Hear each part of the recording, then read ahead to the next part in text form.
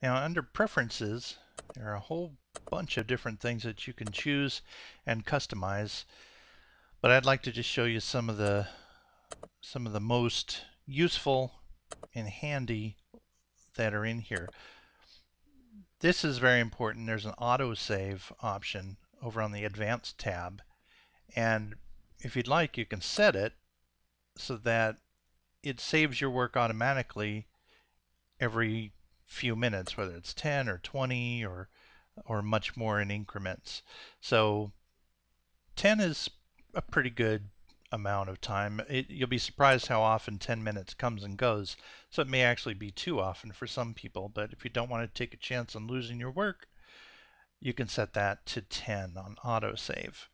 Some of the other things that are really helpful are the colors that you'll see in your interface here.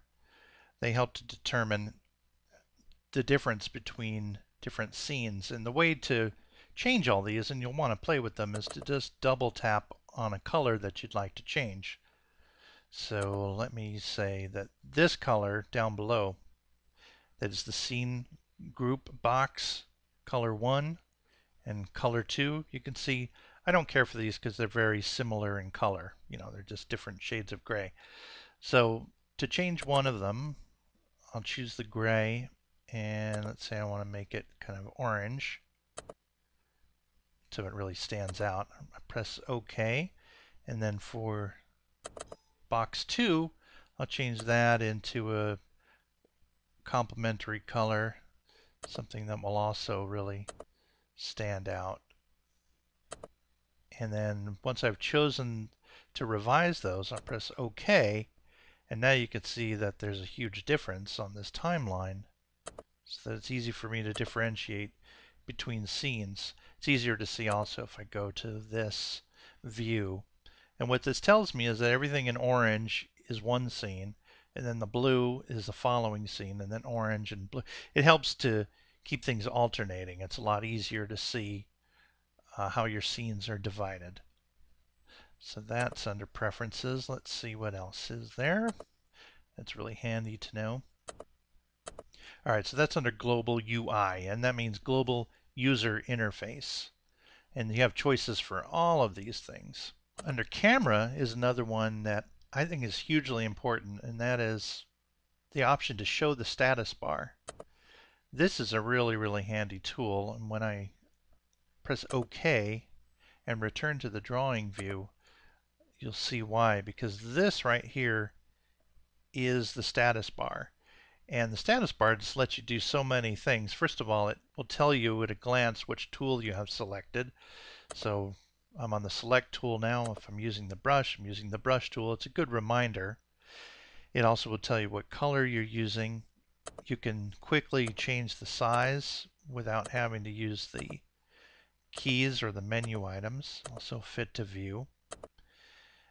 You have other options regarding project, scene, and panel, but this is a good one, is the rotation reset. If you had gone here and rotated your view, you could just quickly tap that button to reset the rotation.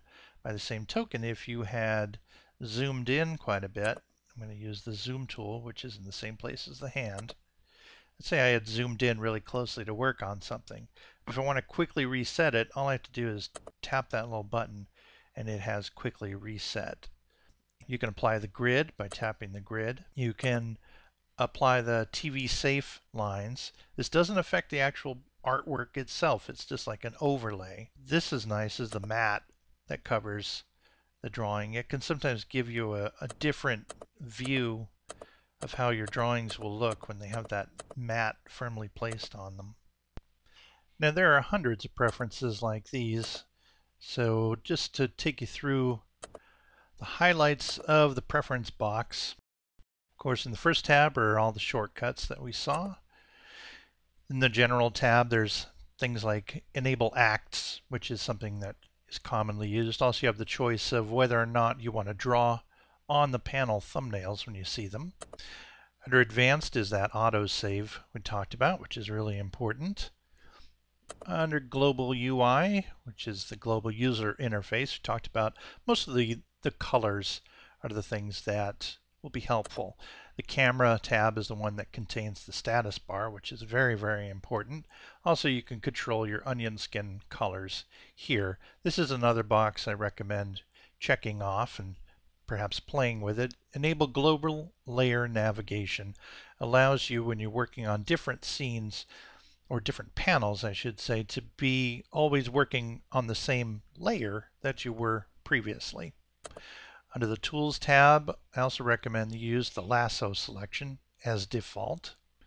So those are a quick look at the Preferences panel, and over time as you work with the program, you'll just want to change different things. I wouldn't try to do it all at the beginning because there's so much to take in until you've gotten really, really comfortable with all the different choices that you can make.